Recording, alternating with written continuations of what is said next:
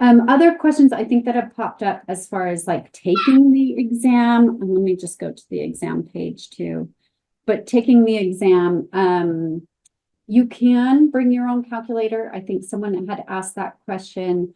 We do ask that it is just a scientific calculator, so don't bring a fancy one with you.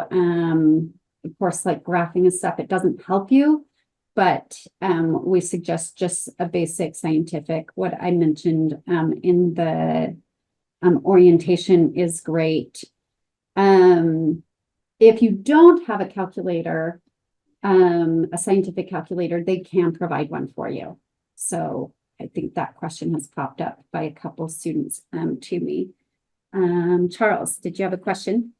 For the test, I know that we have to know the calculation for going from miles per hour to feet per second, in which case it's pretty much just remembering that a mile is 5,280 feet. But for the other questions that we'll have involving conversion, are there any other, I guess, conversions that would be good to just have memorized, like they might not provide a key with the conversions?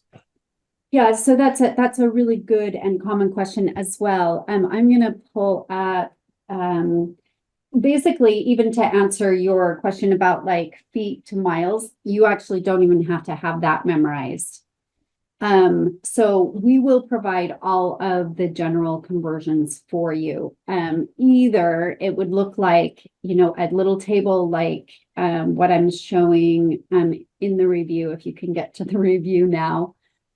We'll either give you a little table with the conversions, but more likely we'll even put here's one that I think shows it pretty well, like question number 6 here, where it says use 1 kilogram is 2.2 pounds. So it'll be written at the end of the question, any conversions that you need. So yeah, don't stress at all about like the memorization of those formulas. Even I believe formulas like your geometry will often be given to you as well. So like on question number 7 here, I've got the volume of a cylinder equals pi r squared h. So you didn't have to memorize, the volume of a cylinder to be able to get that question right. The Okay, only ones brilliant. that I think we assume that you remember, I think we even give you the feet, how many inches are in a foot, although I suggest you have that one memorized. And the area, like finding the area or perimeter of a rectangle, we don't give you those. Those are what we consider super basic. You should know area of a rectangle is length times height, perimeter, add up the sides kind of thing.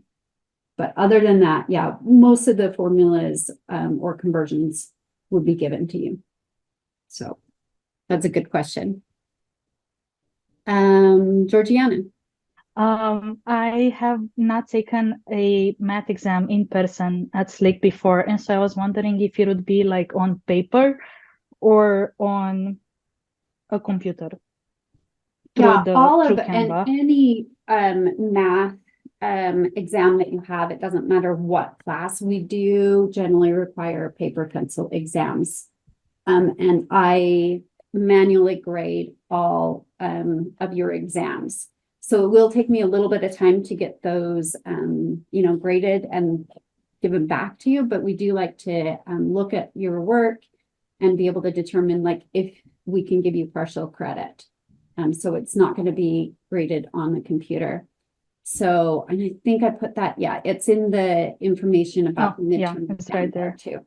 Yeah, awesome. Thank you so much. Yeah. And I think having it paper pencil usually is a little bit less intimidating for students because again, I can at least try to look at your work and see, are you understanding it? Can I give you 3 out of 4 points? Catches some of those minor errors. So there is one thing I do want to make sure I hit on, and that is our dimensional analysis.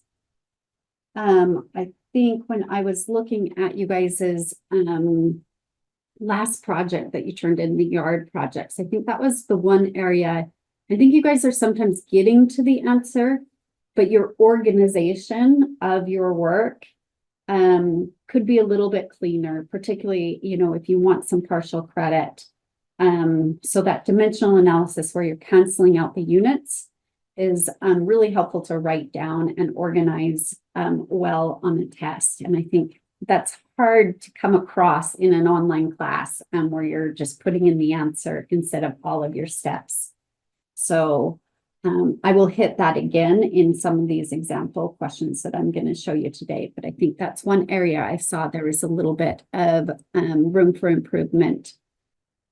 How much space is there on the test for our work?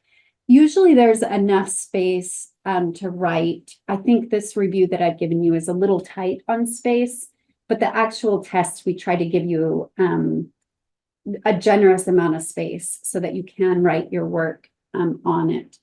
We don't allow, if the testing center does give you scratch paper, that won't make it to me. So usually they give you a whiteboard so you can like do your scratch work on a whiteboard. But anything you want me to see, you should be writing it out on your actual exam. So again, like just if you want any partial credit, write it on the exam. But if you're just multiplying two numbers together, whatever you want to do on the scratch paper or on the whiteboard, you're welcome to do that. But yeah, there should be plenty of space. I'm going to go ahead and jump then into number 9. Number 9, and I know you guys had a question like this, at least on your exercises. I don't know if it appeared on the quiz. I can't remember every question, but you do have one that is going to ask you for something like if you walk into Kohl's and you want to buy a pair of shoes and the sign next to the shoes say that they are 40% off. Okay, and then you have an additional 30% off. What percent of the original price will you end up paying? So this is hard because you aren't given the original starting price. And I don't know why it's not letting me type in here or use my, I'm gonna one more thing here. Let me disconnect my second screen. See if this will work. There we go. I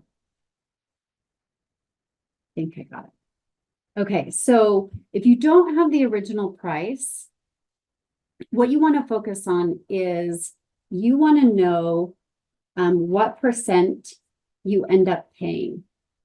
Okay, so there's where you should be focused on is like the percent that I end up paying, which is almost the opposite of what you were given.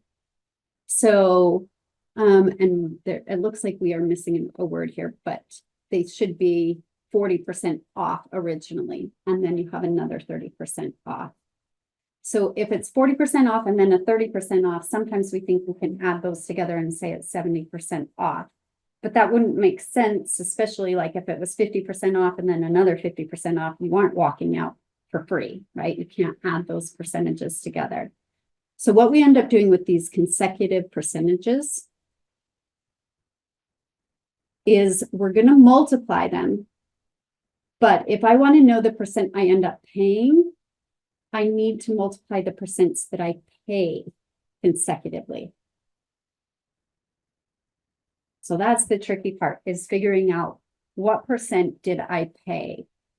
And that's called the complement of what you're given. So if you were given like the 40% off, you need to think about what percent am I paying?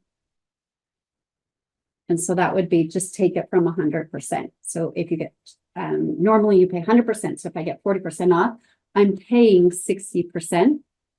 And so I want to now change that to a decimal or use 0.60. Okay, so that's what I'm going to use for the 40% off. And then for the next step, I got 30% off. So what percent do I end up paying? And again, I find the complement, basically take 100 minus 30, which is 70%. And so you're going to change that to a decimal, 0.7, And that's what you're going to multiply in your calculator. So take 0.6 times 0.7. And that ends up being, what is that? 42, right? And then go ahead and change that to a percent. And because this is, I'm finding a percent paid by percent paid, it remains the percent that you pay. So you don't have to go back and find a complement. Because I'm asking for the same like wording, right? Pay, versus off. Does that help answer that question? Yes, thank you. And then of course, if you had a starting amount, you could just take your, if it was $59.99, right? And you wanted to know, what do I walk out paying? You could take $59.99 times the 0.6 times the 0.7, and that would just give you how much you end up paying in the end, right? So you could just start with, if you had a dollar amount, you could just times that either right at the beginning or even right at the end. So, okay, let's look at number 8. And then I'll go into the echo and distance questions that you guys are mentioning in the chat. So number 8 involves some geometry, it looks like, because we've got pizza. So we have to think about, it's probably a circle, right? So I've got to know something about the area. Again, I will give that formula to you. You don't have to necessarily have it memorized. So I'm ordering pizza. I'm trying to figure out which deal to choose from. My favorite pizza store will sell me a medium pizza for $5 each, but a large is $8 each. I measured their pizzas, and while they varied a little bit, the medium pizza, so this is where my head goes, okay, let's draw this out. My medium pizza is 12 inches. There's my best circle. And so 12 inches, they weren't really specific about this. I think I would write it a little more specific on the test, and I would tell you that the 12 inches is the diameter. Okay, so you've got 12 inches in diameter for a medium pizza, and then the large is going to be 16 inches. If you imagine 16 inches as a radius would be just a huge pizza. I don't think it would fit in many pizza ovens. So that should help you understand too that the 16 inches has got to be a diameter, not a radius. So we've got our medium pizza, our large pizza, and this is $8 versus $5. So as I mentioned, I would probably give you the formula for this. You might have it memorized, but the area of a circle is pi r squared. So that's probably what the first thing that I would come to mind that I need to know in order to do this.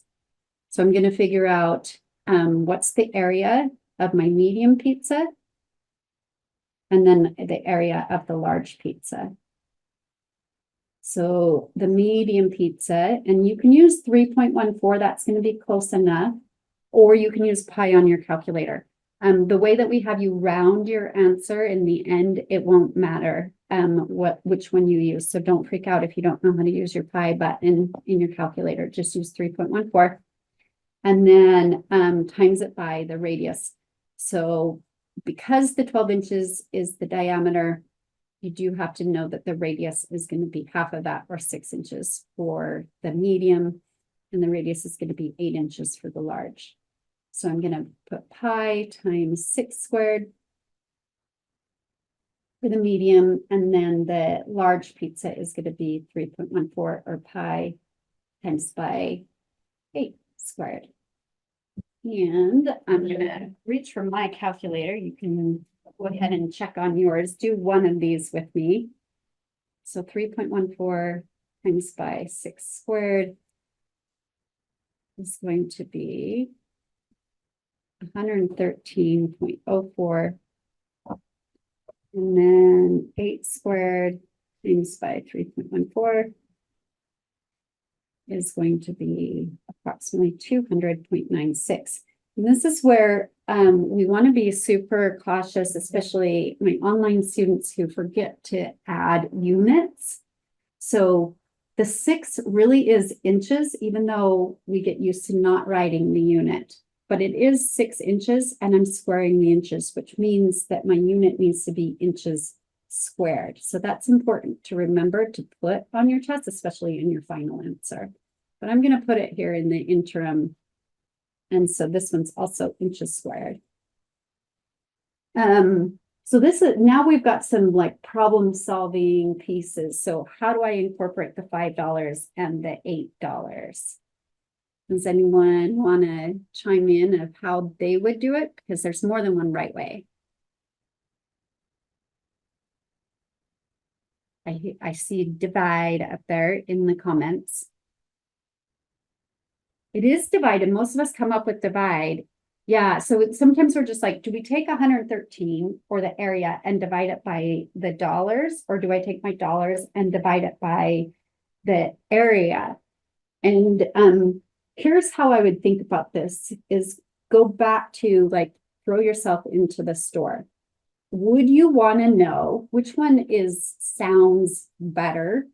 Would you want to know how many, I've lost my screen here, but how many square inches per dollar? Or what is the dollar amount per square inch? So which one sounds better to you or more commonly talked about? Would you want to know cost per square inch or square inch per dollar? And hopefully the cost is the important piece, right? Per unit is how we typically walk into a store. So we would pay, 28 cents an ounce, right? So your dollar amount is the first thing, and then per whatever. So the per is the divide by. And so that's a little bit tricky on this because we seem to want to put the big number in our calculator first. But in this case, we should really put in the dollar amount and then divide it by the inches. So I'm going to take $5 and divide it by 113.04 square inches. So 5 divided by 113.04. And then what I end up with, and it says again where my units are important, is I took dollars, but it's now 0.04, and you can even have another 4 behind it. So it's like about 4.4 cents per square inch. Right? So think about it like it costs me about 4 cents every time I take a bite. A square inch is about a bite, right? So 4 cents per bite is what that would be, similar to thinking about. And then again, on the large, you're going to take $8, again, the cost first, divide it by the 200.96. So you're taking 8 divided by 200. I can type it without my fat fingering it. 8 divided by 200.96. And again, my units are important here. Dollars, then my answer. And this one is 3.9 or almost 4.0 if you rounded it. 3 places, it would be 0.40 per, because I divided by, and then I divided it by square inches. And now I'm going to compare them. So both of them were almost 4 cents per square inch, but you want the best bang for your buck. So the best bang means less, right? You want to spend less money. So this one would be slightly better because you're paying like 4 cents a bite versus 4.4 cents a bite. Does that make sense, or is there anything I could clarify on there? I think a lot of times, like I said, that tricky part of understanding that you'd want to know your dollars per unit instead of the other way around.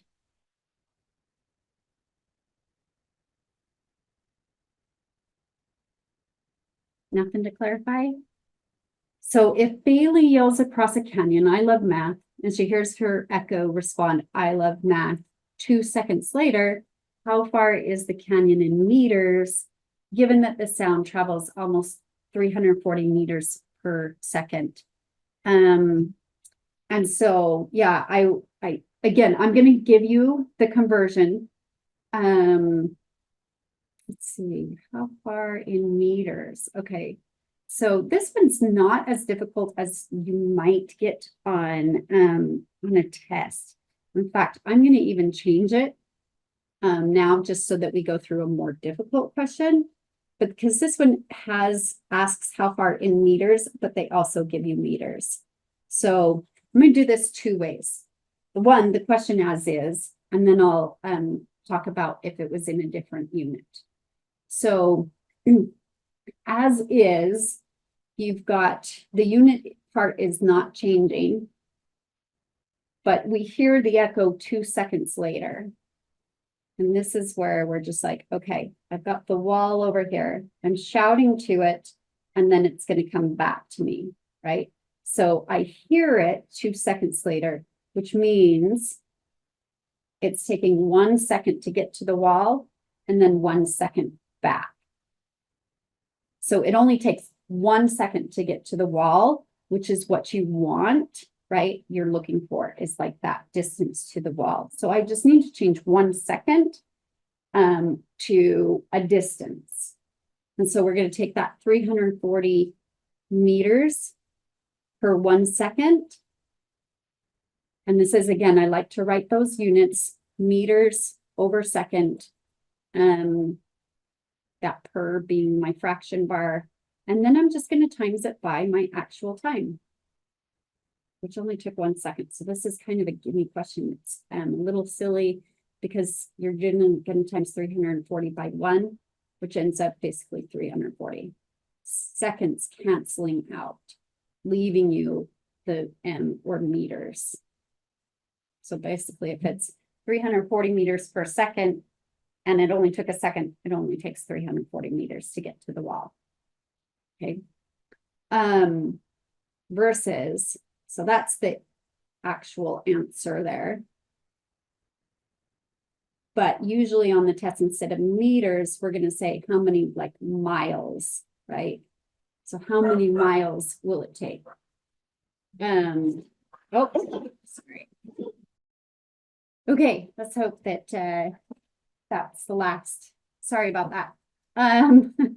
Okay, so if we wanted to change it to miles or even like feet, okay, we're going to take that 340 meters per second.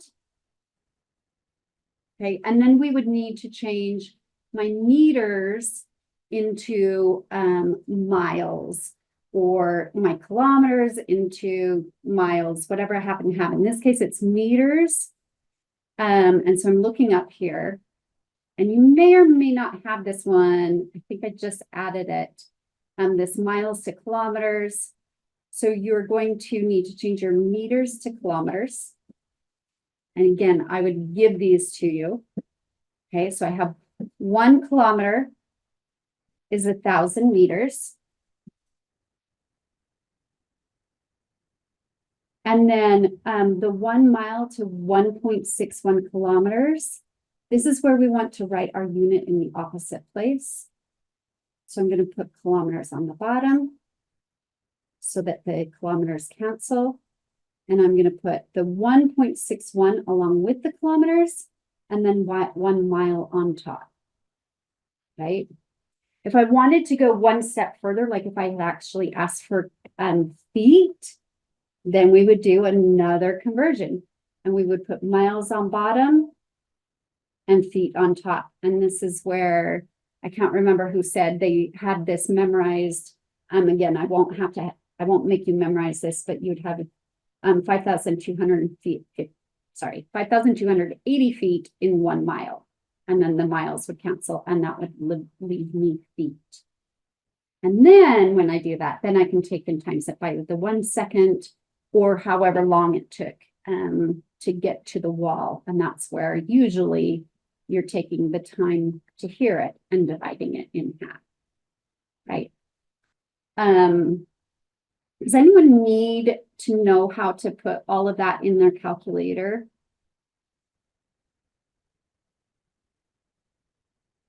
I'm looking at your chats here. No? Okay. Hopefully you guys can put that in your calculator. Basically, any number that. Yes, can you please go over how to put it in the calculator? Sorry. Yeah, no problem. Thank you. Yeah, so when I get a big long list like these fractions all being multiplied together, I suggest for the calculator, you could ignore the ones because whether I multiply or divide by 1 doesn't change the number. So all I say is start with your numerators. And if you're timesing by a number or if you have a number in the numerator, you times. And so here I'm going to be timesing by 5280. And if I have a number in the denominator, I divide it.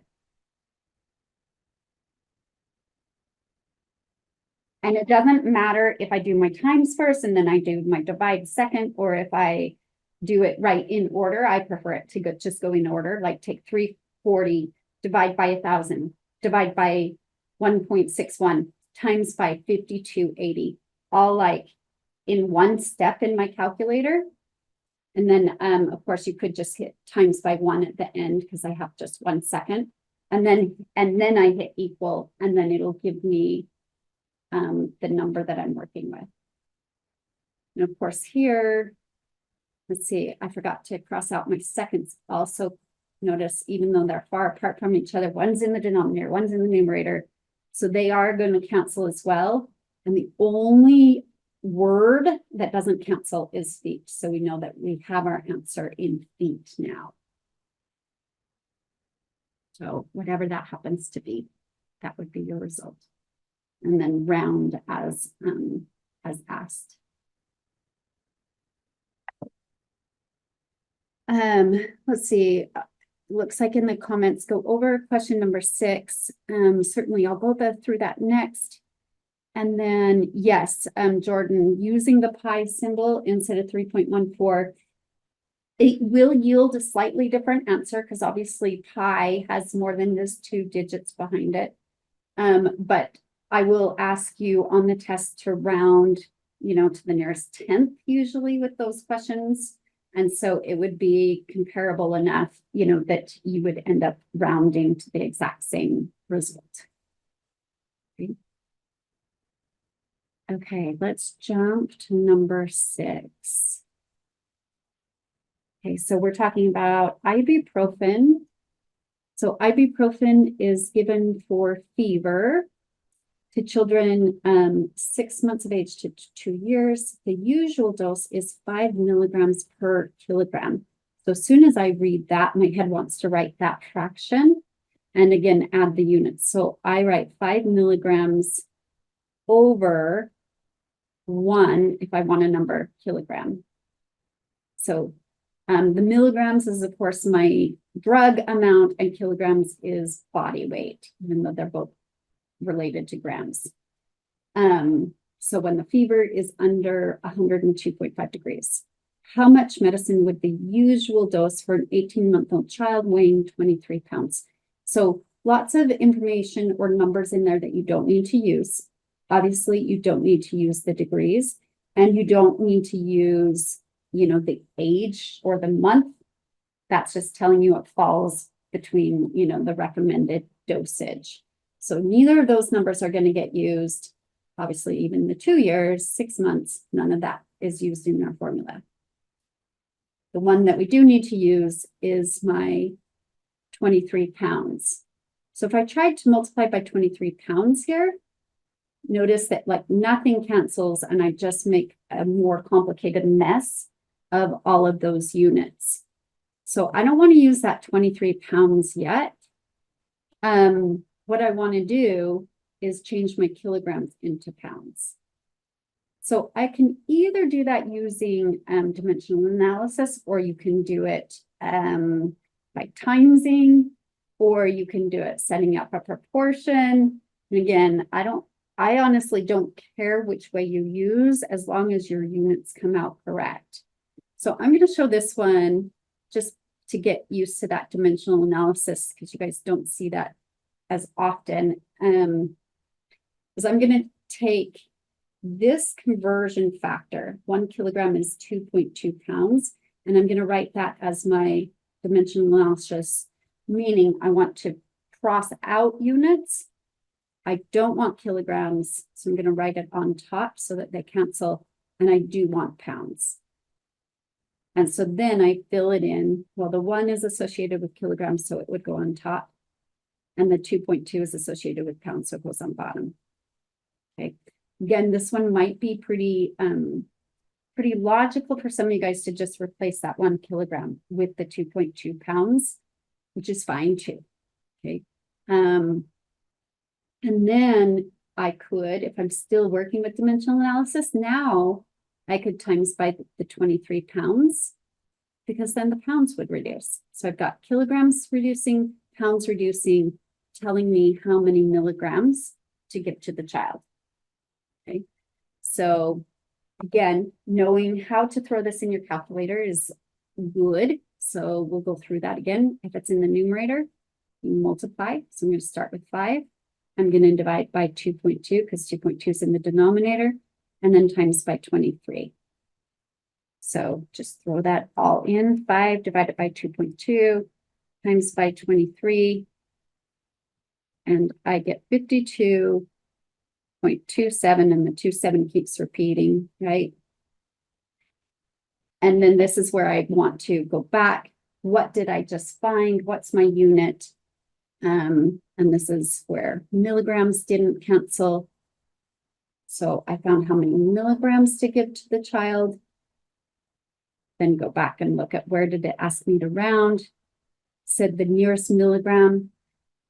So we can't give, I'm assuming in this case, it's hard to give a decimal of a milligram to a child. So we're just going to cut off the decimal part and just say we should give them 52 milligrams of medicine.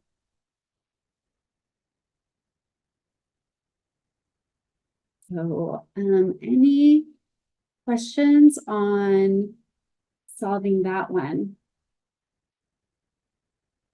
I will mention again, you could, this is not the only way to do it. This is dimensional analysis. You could say it's 5 milligrams, per 1 kilogram, change that kilogram to 2.2 pounds. And then if you're doing a proportion, some of you guys may be more comfortable doing a proportion than with dimensional analysis. This is where if you use a proportion and you have an equal sign, I tell students, like, if it's an equal sign, that means you need equal units. So if I have pounds on bottom, I'm going to keep pounds on bottom. If I use dimensional analysis, we want opposite, okay, because we're multiplying and we're canceling units. So here we would put 23 pounds on the bottom, matching pounds with pounds, and you want to know how many milligrams. Okay, and so then we just cross multiply. So you get 5 times by 23 equals 2.2 times by x. So we divide by that 2.2 to both sides. And that would give us the exact same answer. So I don't expect a particular method, just one that works. Absolute and relative change. I just don't like that language around absolute and relative change. I don't think that's commonly used in our everyday lives, so I like to keep the language a little more familiar. So if I ask you to find a change, I'm probably going to use, I'm trying to see if I had an example of this. No, I don't have one. I would probably say more like what was the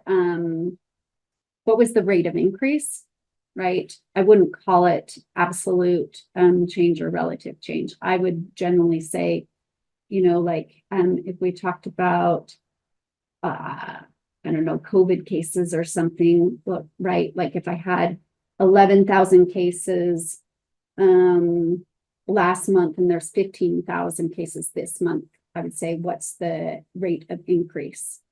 right?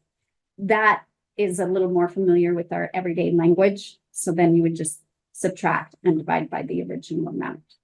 So that's the way it would probably be presented if it was on the test. And again, just show me all of your work and focus on those, writing those units, because you probably just didn't organize your work with the units